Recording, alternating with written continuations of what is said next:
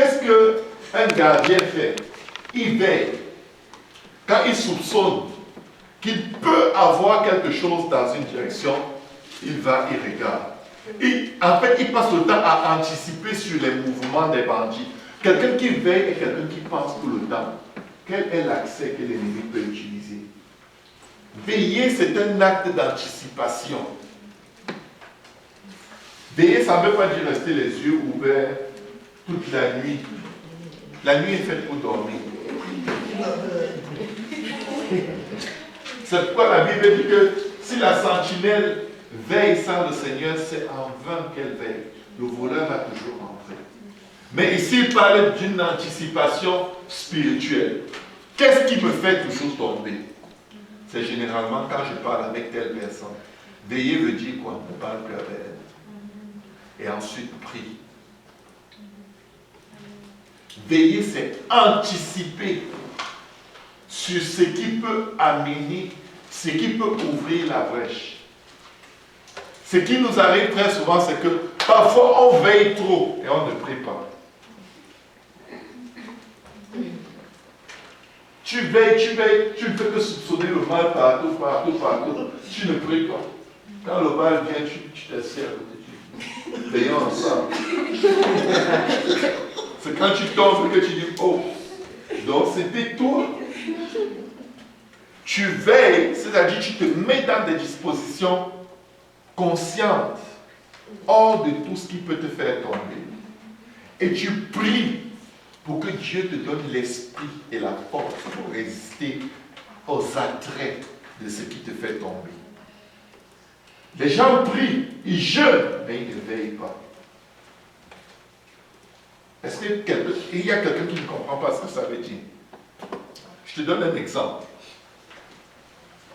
Chaque fois que tu vas sur YouTube et regarder la musique chrétienne, tu finis par regarder 5 films mondains. Tu commences ta séance sur YouTube avec quelques musiques chrétiennes. Et après tu dis, ah non, il n'y a pas trop de violence. Ah, il n'y a pas de gens nus, ils s'embrassent seulement. Et là, quand tu vois que tu as perdu 3 heures, 4 heures de temps, oh Seigneur, pardonne-moi, tu commences à vouloir te remettre, tu retournes vite sur un clip chrétien. Tu as fait ton introduction avec les clips chrétiens, le corps du devoir c'était le monde, et la conclusion c'était un autre clip chrétien. Je vais vous dire une chose qui va vous aider à veiller. Dès que vous dépassez un certain temps, peu importe ce que vous faites, vous allez tomber dans le péché. Même si tu lis trop la Bible, quand tu dépasses un temps, si tu es supposé faire tes devoirs, tu ne fais pas. Si tu es supposé être à l'heure au travail, tu ne l'es pas parce que tu dis que tu lisais la Bible. Tu es déjà dans le péché. Parce qu'après, tu vas sortir de là avec une grande frustration parce que tu t'es plongé dans le spirituel, tu as négligé le naturel. Maintenant, quand ça te crée des troubles, tu dis des mensonges. Si tu regardes des clips sur YouTube, passer 30 minutes, il faut te dire, mais je n'ai pas que ça à faire. Est-ce que je peux prier? Est-ce que je peux louer le Seigneur? Est-ce que je peux appeler quelqu'un, prier avec quelqu'un au téléphone? Parce que passer un certain délai, ce n'est plus dans le spirituel que tu vas tomber. Tu sais, tu dis, ah, j'ai beaucoup prié, je vais prendre une pause, je vais un peu me distraire. Candy Crush. Mais Candy Crush va t'offrir quelque chose. Dès que tu perds, ça te lance un autre jeu. Ou une publicité. Ou quelque chose qui dispose ton âme à glisser tout doucement dans les ténèbres. Amen. Il faut veiller et prier.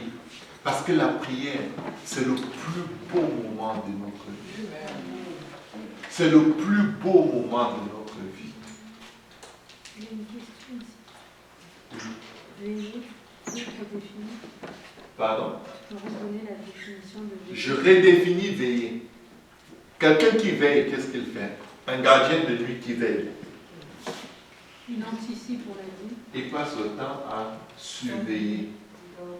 le territoire. Tu dois surveiller ta lecture de la Bible. Tu dois surveiller le type de conversation que tu entretiens. Tu dois surveiller le type de personnes que tu fréquentes. Tu dois surveiller le langage qui sort de ta bouche. Tu dois surveiller ta façon de te vêtir. Tu dois surveiller l'intention qu'il y a dans ta tête quand tu t'habilles. Tu dois surveiller. Et tu dois prier pour que l'Esprit de Dieu te donne la force. Parce que généralement, quand tu veilles, tu te rends compte de tes faiblesses. Tu sens que, oups, ici là j'ai vraiment un problème. Maintenant, qu'est-ce que tu fais? Tu vas prier par rapport à ce que tu as découvert en faisant, en examinant tes voies. La Bible dit que travaillez à votre propre salut avec crainte et tremblement. Quand tu travailles à ton salut, tu veilles sur tes voies. Tu veilles sur ce que tu fais. Est-ce que c'est agréable à Dieu? Est-ce que Jésus peut le faire avec moi? Quand tu découvres que non, Jésus ne peut pas le faire avec moi, tu entres en prière pour que ça s'arrête très vite. La chute est un signal d'alarme. Parce que Dieu est sur le point de te pardonner. C'est le plus grand désir de son cœur. Veillez et priez afin que vous ne tombiez pas dans la tentation. Donc il y a deux choses à faire. Tu dois anticiper sur ce qui te fait tomber et l'écarter de toi. Et tu dois prier pour ne pas revenir le chercher. L'esprit est bien disposé, mais la chair est faible. Écoutez, vous savez, quand on marche avec le Seigneur, on va beaucoup recevoir des instructions. Les pasteurs sont là pour donner des instructions. Et l'instruction n'est pas pour ne va jamais te mettre dans une zone de confort. L'instruction est là pour te mettre là où tu n'as pas envie d'être. Sauf si tu veux aller au ciel. Et il n'y a aucune instruction, notez bien ceci, à laquelle tu peux désobéir et échapper à la correction du Seigneur.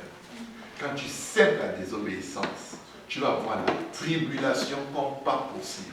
Il est impossible d'être dans la désobéissance et demander à Dieu, bénis ma désobéissance. Tu comprends?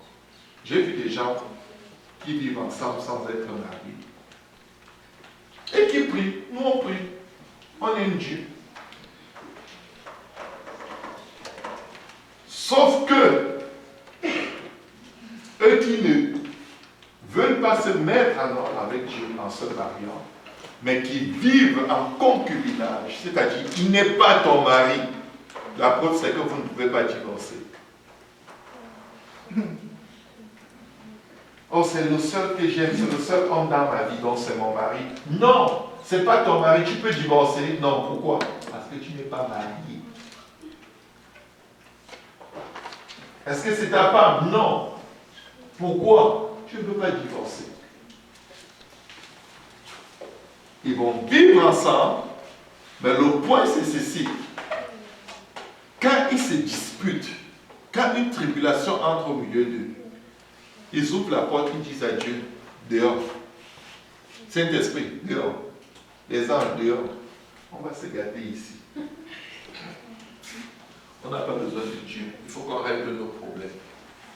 Vous savez, si on n'écoute pas Dieu dans les choses simples, quand ça se complique, on ne peut pas écouter Dieu. Pourquoi est-ce qu'il y a la criminalité de nos jours dans les écoles? Pourquoi est-ce qu'il y a la violence, la drogue? Ils ont mis Dieu dehors. Les enfants viennent à l'école avec les fusils, ils abattent leurs camarades, ils poignardent les professeurs. On a dit à Dieu dehors. Quand les gens marchent dans la désobéissance, ils ont dit à Dieu dehors, même s'ils prient. Et une tribulation va leur montrer que vous avez chassé Dieu depuis là, vous ne saviez pas. Ce n'est pas parce que tu pries que Dieu dit que l'obéissance vaut mieux que les sacrifices. Ah, je dois désobéir parce que c'est important que je fasse ça pour Dieu. Mon œil, Dieu n'a pas besoin de désobéissance, il a besoin d'obéissance. Et Dieu appelle cela la sorcellerie. Prie, mais arrête la sorcellerie. On a plein de sorciers dans mon pays qui prient. Hein. Ils prient plus que toi. Il faut les venir voir comment ils vont tellement prier le chapelet vite qu'ils peuvent même juste le tourner avec un doigt.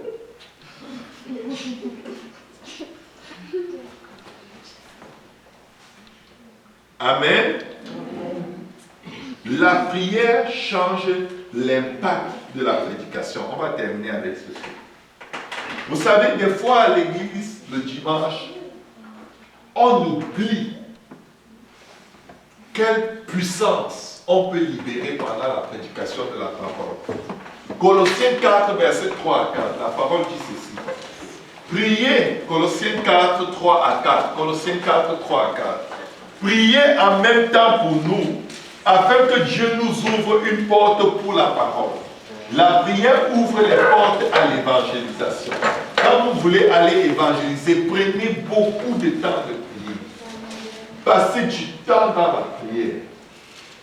Parce que ça va ouvrir les portes les plus fermées. Le Seigneur dit, voici, je mets devant toi une porte, j'ouvre devant toi une porte que nul ne peut fermer. Pourquoi? Parce que tu as prié. C'est ta prière en fait qui ouvre, qui pousse Dieu à ouvrir cette porte pour toi. Et il dit que nul ne peut la fermer.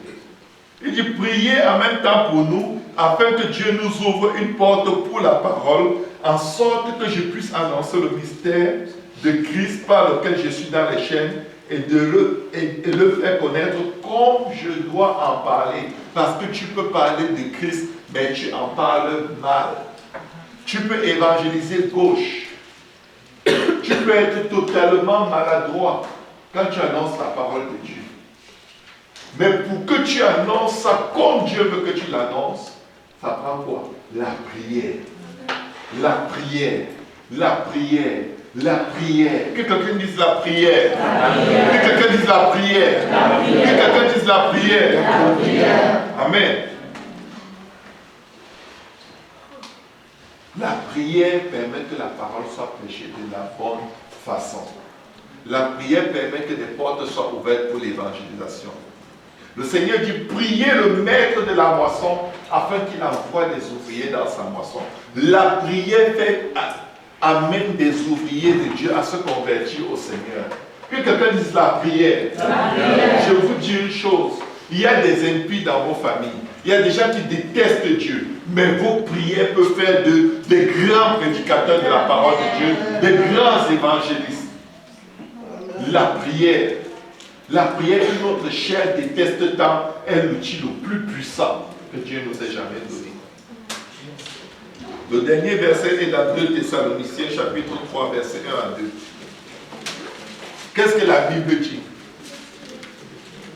Au reste, frères, priez pour nous.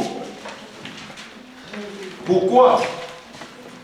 Afin que la parole du Seigneur se répande et soit glorifiée comme elle l'est chez vous. Parfois, vous allez aller évangéliser, mais ça ne va pas plus loin qu'au métro. À peine les âmes quittent le métro où vous leur avez parlé, Satan vient, il vole toute la parole. Il peut le faire. La Bible parle de l'homme qui a sémé et les oiseaux des champs sont venus voler. Et la Bible, le Seigneur explique cette parabole en disant, c'est le diable qui est venu voler. On doit prier avant d'attaquer, d'aller sur le terrain pour que ces âmes, quand elles écoutent la parole de Dieu, que ça rentre dans une terre fertile, dans leur cœur et que cela y reste.